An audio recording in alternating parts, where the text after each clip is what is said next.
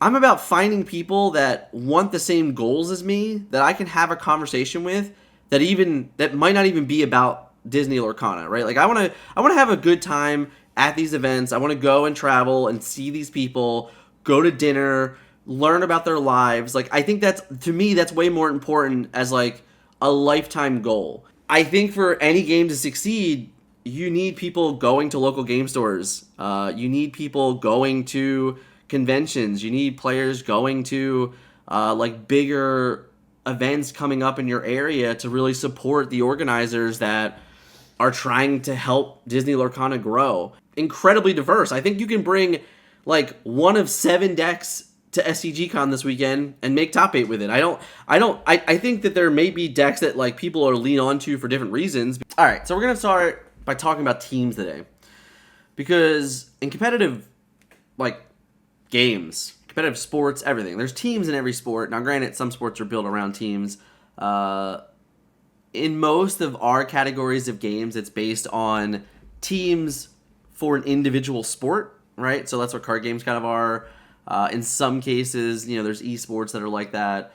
But teams are like truly incremental, I think, in player development even as an individual. Because you really never know what you can learn from another player with like-minded, ambitions, I would say. So because of that, I think there's a lot that goes into understanding why you should be on a team, why you should, find players in your, honestly, like, not only in your local area, like, I think it does help if you have players in a local area to you that you can get together, grind games, see often, talk to often. I think that is all important, but I also think it's kind of important to broaden that as well. When you can, especially now with the world of, like, social media and, Discord, Facebook Messenger, WhatsApp, I think is another good one. Like, there's so many ways to like interact with people, even internationally or all over the nation. Like it's not that difficult anymore. Where I think before, especially early on in card games, where it was mostly just local teams that would go to like national events and world events as a combined effort. Where now I think it's closer to where you can really broaden your horizon and be international, which I think is really, really cool.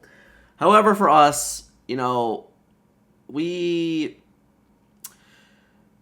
I guess with that organized play, it didn't really feel supremely necessary to have this overlaying team, right? Like we never felt like it was like we have to present ourselves that way, because it was still kind of, Lorcana is still in its infancy, right? Like if we can totally agree to that. And because of that, like until organized play hit, it was really about, hey, who's going to be all in? Who's going to really put all of their effort towards the same things that we are? And I think it took till about SEG Hartford to kind of realize where a lot of players were and understanding what players were committed and what players like really meshed well with us. So that's what I think is really important. So there's definitely a couple things to take away, right? So here's the team jerseys, and they were really, like, this was a fun project for me, because for me, like, locally, I always like to try and help either friends out from the past or acquaintances that I knew that are, new upstarts, starting a new business and things like that. And, these guys killed it, right? Like, they designed the logo, they designed the jersey, and I was, like, really, really pumped about all of it. However, the saddest part of everything is that we're not going to have them for SDG Philly. It sucks. It really does. They're probably not going to be here until, like, Tuesday or Wednesday of next week. So I'm pretty upset about it, because we're not going to have it for SDG Philly. It's okay. We'll get over it. We'll come back to it. It's fine. But team thing, right? I think it's important for a couple notes here. First and foremost, you get to make cool jerseys like this. No, I'm just kidding. I think it's important because, it's so difficult, right? Like, especially in this metagame, right? Let's talk about brand new metagame. So brand new metagame, 2 weeks ago, we get a brand new set, 204 new cards, and a new mechanic, right? Like, all these new things that are, like, really happening all at one time.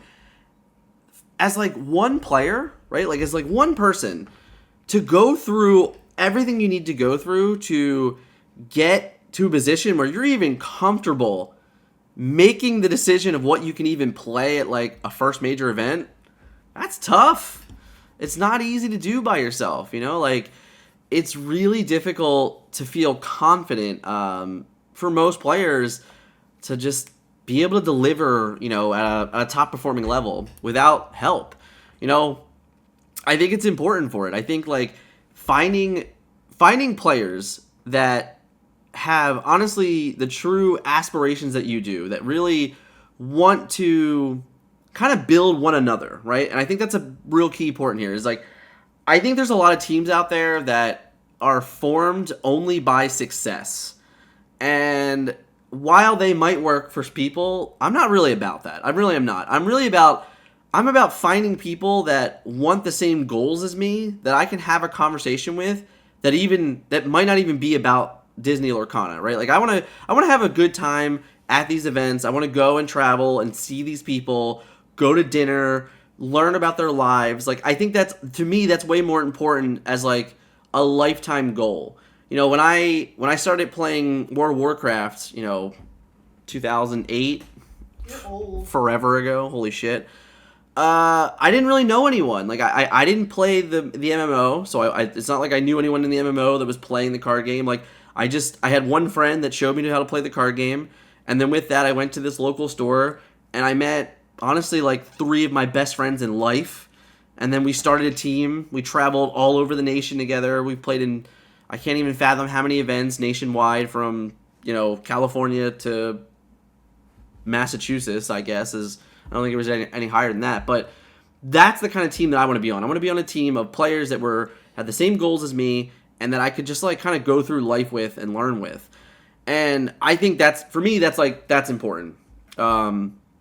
Again, I think there's teams that are built upon success where it's like, we only want this guy because he won this event and we don't really care what else is going on. That's not really what I'm about. So, but yeah, I think if you're able to like really form that, right, and it doesn't have to be huge, right? It doesn't have to be big. I think currently the new team for us is 12 players now, and we're from the Philadelphia area, northern New Jersey area, Maryland area, Florida, Minnesota, Texas. So like we have like a pretty broad amount of players kind of like all over the place. And I think that does a lot of things for you, especially like with set championships coming up, right? Like we have set championships coming up, and with that, you're going to have probably 4 chances to play in those weekends, right? So you're going to have the Saturday, the Sunday, and then the Saturday, the Sunday, unless stores are allowed to host them on Fridays, like a Friday night. I mean, maybe they're going to be allowed to host them like on a Tuesday or a Wednesday. I don't know, right? Like maybe it happens that way. But if you only have 4 events and like your whole team is like the same 5 guys that always go to the same stores, it can be a bit problematic because you kind of beat up on each other, right? Like if you're consistently beating up on each other, with like 5 to 10 people, that's not great in your local area. You definitely want to be able to like broaden it. And the other cool thing is what you can learn is like I can ask my the teammates down in Florida, like, hey, what's going down in Florida? What are you seeing there? What can I adapt to that style from what we're seeing up here? Same thing in Texas. Same thing in Maryland. Like Maryland and Philadelphia aren't that far apart, but still 3 hours. It's not like you're going to go to every 1K in Philadelphia if you live in Maryland and vice versa. So I think it's important to try, especially now. Like it's so easy to like broaden the scope because of social media, because of all the platforms and like Discord, all that stuff. So for me, I think like kind of spreading around the wealth is important. I think when it comes to like world championships and when you start talking international play, I think it's even important to like gain international players on your team. I think that's a smart thing to do because you can understand what the across the pond other side of the world is doing with their metagame, and you can kind of learn from that as well and help your team prepare for the overall of everything. So I don't know. It's one of those things where I keep getting questions like, how do I start a team? Why would I want to be on a team? The 2 quick answers to that are, how do you start a team? Well, the first thing you do is you can go onto your local and look. You don't have to ask anybody right away, but if you sit down and you really look and you go, okay, like this guy knows what he's doing. He has a focus. That guy has a focus. That one not really, like not it. And like you just try to have like a conversation. Just be like, hey, like, are you gonna go to this 1K this weekend? Do you want to like drive together? Do you want to travel together? You want to go to dinner afterwards? Like, and just get that vibe, get that feeling of what the player interaction is and what the person is about. In all honesty, like what can they offer you to help you become a better player, but also maybe like even a better person. I think that those are all really, really important roles. And of course, the why is kind of what I started with. It's saving time on your deck building, on your deck decisions. If you have a busy week and you're like, hey, I really wanted to try this card in this deck. If anyone else has a time to do it, can you try it for me? Let me know. Give me the feedback.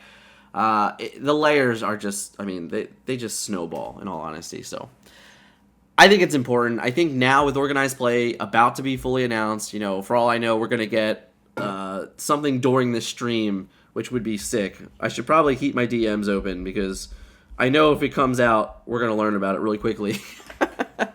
But yeah, so I think with all those things coming up, putting yourself in a position to be with a group of players that have the same goals, I think you're going to see greater success from everybody. So yeah, that's my TED Talk on teams. I think they're important. I think that if you're really serious, like about, conquering set championships, about, going and playing in regionals and top 8 in regionals, getting the invites to nationals, getting the invites to worlds. Now, granted, we don't know exactly all the rule sets for that yet and how difficult it may or may not be, but I think like putting yourself in a position to be on a team will definitely go a long way. Average games won by the first player on Pixelborn, right? This is on Pixelborn, okay? Notable. Okay. Is currently 64.29%. Oh boy. Guys, that's a bad number. Man. That's not a good stat. I'm in Rise of the Chapter Floodborn, I think it was closer to like 58%. So you're talking, 6-7% increase. It's not great, Your top 100 is closer to 53, which I do believe that. But here's the print, and this is like a real thing, and I really want to shout out to P Squared here. I think the difference between this number, which is very important, and that number, which is also very important, there's a play skill gap, right? So there's a very clear play skill gap that out of the top 100 players, it's probably only 55-45 on average, which is a good number. The issue that I have is that it's 65%. That means the average player is almost certainly always going to lose to a better player than them when they're on the draw. And that's not a good thing. Like, that's a really bad thing for games. That stat is horrific, actually. Because if a less competitive player and a less serious player comes in and loses a die roll and then just gets 2-0'd because, like, they're inferior, the better player wins more times on the draw than they do, and then they crush them on the play, that's less incentive for players to continue to come back to card games. And that's a big problem, in my opinion. So, it's hard to put them together, I think. But the stat of average, so if we're just talking about the average overall player, as opposed to the top 100. I mean, like, listen, if I don't know, I didn't see the stat for how many actual active players were on Pixelborn for the first week. Let's just say it was 5,000. So if 5,000 players were the average, and that's 65%, and then the top 100 is 53%. Really, all that data is telling me is that the top 100 people are, they're winning the majority of their games on the draw against players that are inferior potentially. And against each other, they're averaging out to the closer to like the 55-45, which is good. But if on average they're just crushing opponents of lesser skill level, I don't think that's a place that Disney Lorcana wants to be. I think that's a really bad position in games in general. So Oh man, it's difficult. It's not a good number. It's a really, really difficult number. I'm not sure. I'm not sure that there's a certain way to fix it. I've heard a lot of really cool things. And honestly, like I've heard like maybe a modified mulligan, maybe an additional. Now, like I think the modified mulligan's okay, right? I think if there's like a world where the person going second gets to like mulligan after your opponent's first turn, like maybe that's okay, but I don't know that I love it. A lot of the resources I've heard are kind of more digital based, and I'm not saying that you can't do them in a game like this, but like starting with an extra ink, I don't think that's the answer. Starting with like a free lore, I don't think that's the answer. Starting with like anything that, man, like that gives an additional resource, I think is very, very difficult. So I don't know that you can do it. I think it's difficult. I really do. Like I think there are ways to build in mechanics to make certain cards better. As an example, you know, in the pack challenge this weekend, we saw Cinderella, which has a built-in mechanic of being able to attack or challenge, you know, ready characters.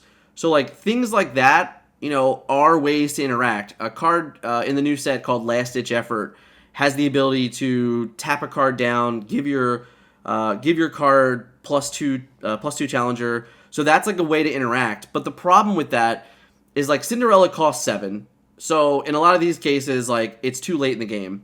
Pick a Fight is basically Cinderella's ability on a card, but it's an uninkable. So it's uninkable, and it doesn't make your current character in play any better, right? But yeah, so like Pick a Fight, Pinocchio talking to Puppet, it's a card that we're seeing.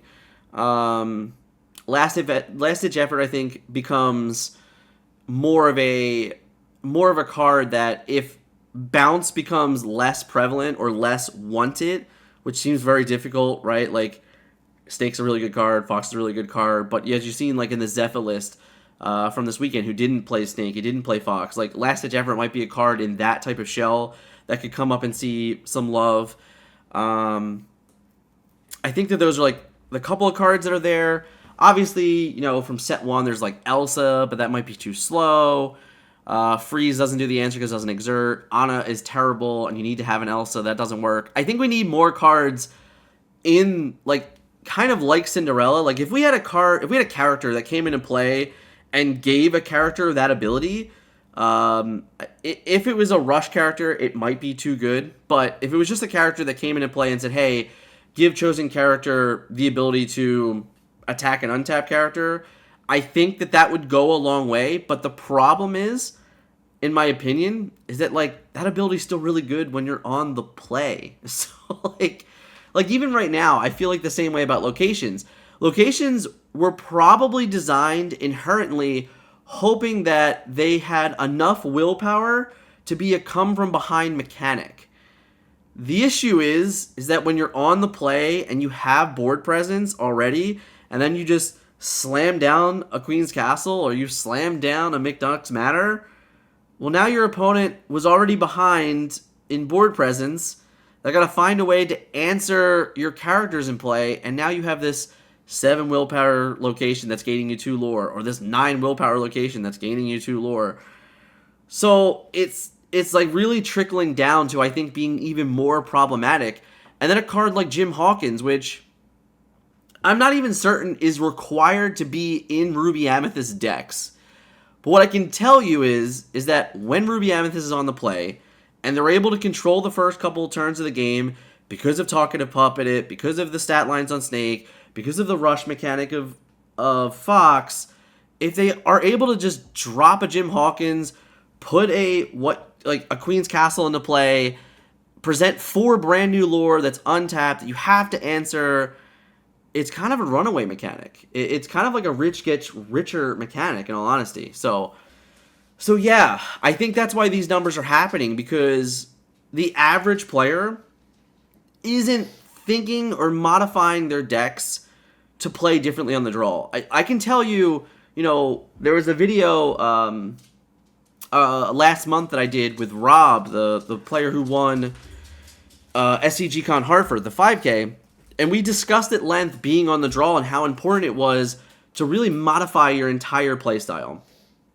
And his deck was absolutely designed to do that. I think that conversation really gave some credence to it, because there was a lot of complaints about going second on in Rise of the Floodborn, and like I said, I think that was like a 58% average. So this is definitely worse so far. And for what it's worth, like, it was Rob's idea to have the conversation. Like, Rob actually messaged me and said, "Hey, I want to talk about going second because people really have been adamant about that." So if you want to hear from another player's point of view, especially a player that I respect highly, you can hear Rob's thoughts on going second as well. But yeah, I mean, it's definitely a problem. It's good. It is good that at the highest level of competitive, right now, you do have like that 45-55 matchup, which is fine.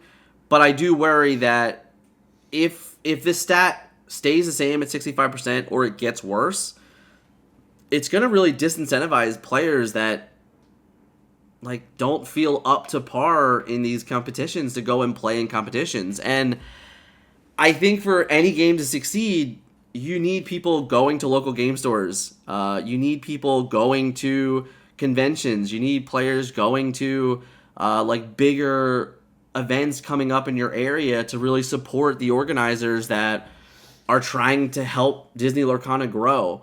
And it's just important that if a stat line looks like this, if players really feel like that, if the community is down in general about the topic of going second, it's not good. It's really not. It's really poor. So we'll have to see if that number develops over the next couple weeks.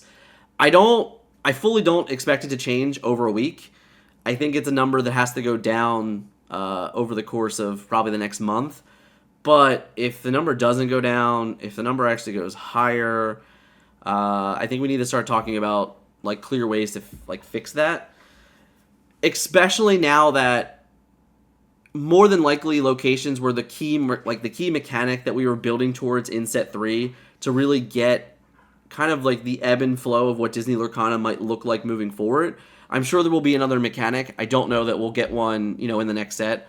I don't know that you even need one in the next set. You probably really don't need one for another 2 sets, if you ask me. I'd much rather them take all the mechanics we have in the game right now and build upon them than keep delivering new and new mechanics. Like, we're not here for a hop, skip, and a jump. Like, we're here for the long haul. So I'd rather them build on the mechanics and hopefully work towards ways to interacting better going second for sure. But I don't know. Like I said, that number is alarming.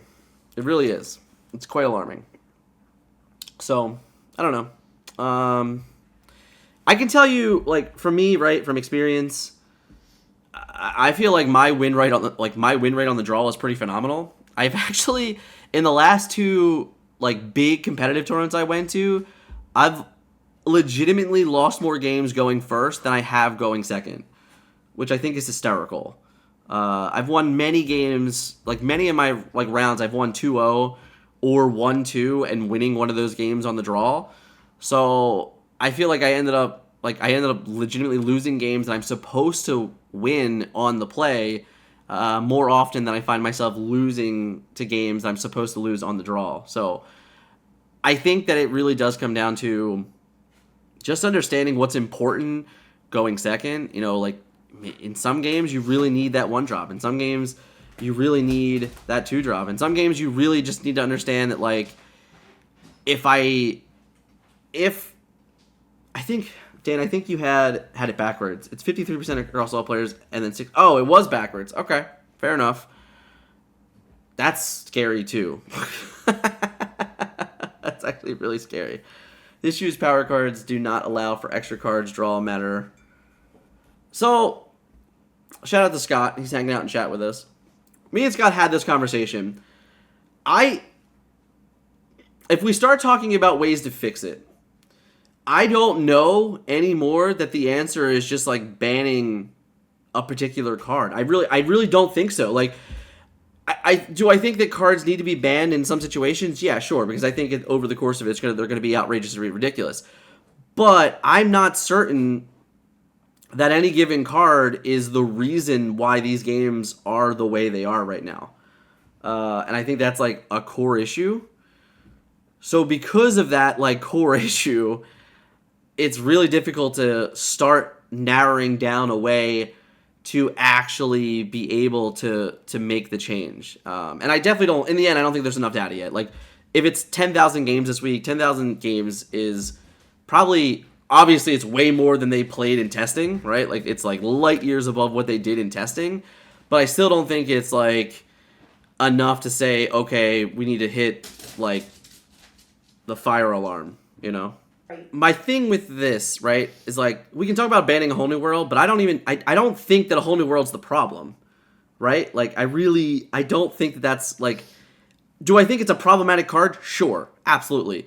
But do I think that it's the reason why this data is showing the way it is? No, I don't. Because, A, not every deck is playing it, right? Not even the most played deck is playing a whole new world, right? So if the most played deck is not even playing the card, then yeah, it's attributing to the number, but it's not the only reason for the number. And in most cases, I think it's personally closer to the addition of the new mechanic, which is locations. Because like I said, I think when you're going first and you can establish board before your opponent and then punish them for not responding to your board and then layering on top with a over dramatic amount of willpower from a combination of cards, probably is attributing to that way more than it is helping you come from behind on the draw. So when you have those problems, so yeah, I don't know. Like, personally, in chapter 2, you know, Rise of the Bloodborne, I was very for it. Like, banning certain cards to really flesh out a different metagame, I would have been all for it. Right now, I think the metagame is like incredibly diverse. I think you can bring like one of 7 decks to SCGCon this weekend and make top 8 with it. I think that there may be decks that like people are lean on to for different reasons because of familiarity. I can't say the word, guys. Can't say it. This is far better than paying attention to my job. So I think that there's like clearly decks that people are going to bring just based on that, but I could see a rainbow top 8 in all honesty because there's that many powerful decks. And that, I think, is way better than the prevalence of Rise of the Bloodborne, where it was like 52% overall across an entire 3-month period of time, and like a staggering amount of top 8s by Ruby Amethyst. So I don't know that banning cards does enough or does anything. I think that there's like core mechanics in the game that just are win more mechanics going first, but like they're win more in an efficient manner of like, I'm not doing extra. I'm just doing so much with the mechanic that my opponent can't catch up because I went first. So that could just be like a staggering detriment to like the entire design of Disney Lorcana, which again is problematic. Is it fixable? I think so. I think it's fixable. I just think you just need to like commit to it. But yeah, I don't know. Sadly, it's not my job to really sit down and figure those things out, but I do think it's been proven so far that cards and mechanics like Pinocchio and like Cinderella, Short-Hearted or Stout-Hearted. My God, I can't get that right. What? Stout-Hearted, guys? It's not. I know it's not. What is it? What is her subtype? Why can't I know her subtype? I've been saying it wrong. I said it wrong like a million times in the meta report this week. Who are you talking about? You know, it proved this weekend that, hey, that card's real. And that card can definitely steal games. There's a video from like 3 months ago where I really shit on that card. You know, I digress. Mr. Steal Your Game. But, yeah, like that mechanic has been proven. Exactly, steal games. Haha. Pun intended. It's been proven that those card mechanics are ways to win from behind. But there just might need to be more of those things. Rise of the Titans is a card that's been proving, like, that was really proven this weekend to be a real card and contender. And when you, you're like, a big fan of that card. pay 3 to do 9 damage to a McDuck Manor, you're gonna feel pretty good about it. So I don't know. I think it's tough. I think you're gonna need more cards definitely moving forward. You're eventually gonna need more location interaction anyway, and it can't just all be basically Maui's hook. I was just about to say I've been And, using Maui Hero to all. And yeah, I don't know. We'll see. to You're probably gonna attack need, like, ironically, you're gonna need more versatile cards like Baboom, you know, and like Along Came Zeus. Like those 2 cards, I think are gonna be like really important in the metagame moving forward. But you also need more inks with it, right? Like I think that's another core problem here is that like I don't know if inks have interactions that are like good enough. So I don't know, guys. I'm not happy about the number, right? I'm just not. I'm not happy that this is a stat at all. It's not good. It's not bad. And what I can tell you from even personal experience last night, like, games that I went second, they didn't feel very good.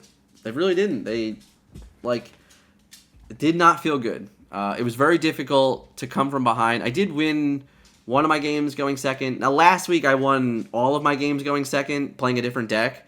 But, like, last night going second felt miserable. Like, really, really miserable. I played Ruby Amethyst last night. I wrote like a little report about it in the Patreon, just as like a little. It wasn't anything crazy. It was pretty stock, nothing like ridiculous. I was just kind of like getting the feel of like the updated versions with castles, and I was not playing Jim in the deck. That was another thing. I was trying to see how I felt about the deck without Jim, because honestly, I'm a Jim believer. I think Hawkins is actually like good in that deck, but I digress. People are gonna agree to disagree. I did have a whale. I'll send, you know what? Because you made that comment, Spoiler alert! I will send you the list, B squared. I was playing a whale. Because you made that comment, I will literally send you my deck list. Swear to God, I was playing a whale last night. I'll send it to you. I took a picture of it. I will DM it to you. Yeah. So, I'm not kidding. I was playing Maui's Whale. I was. Touche. I was also playing a Forbidden Mountain because, duh. Hey yo! But I've basically been playing a one-off Forbidden Mountain in every one of my decks I've built so far. So there's that. It's difficult. It's early on. People are still learning their decks. I think there's a lot of games where you're designing your deck to do a very specific thing in a very specific order. And there's not enough reactionary ordering yet. There's not enough decks that are trying to figure out, and this is because of an undeveloped metagame, in my humble opinion. Because you don't know what your opponent is always trying to do, you can't build your deck to always combat against that when you need to. So while the metagame develops and you can make educated decisions on how to interact from behind, I think we'll hopefully start seeing that number decrease. That's my hope for the overall stat line. Whether or not that becomes true, we'll see. But all in all, that's my little TED talk on You're having a lot of TED talks. Yeah, I want to listen. I literally went live today because I'm like, I have a lot to say this morning about different things of Disney Lorcana. So, but yeah, hopefully we'll see. I think we could do another poll if people are happy with it. I guarantee that it's a resounding no. We're not happy with this stat line. So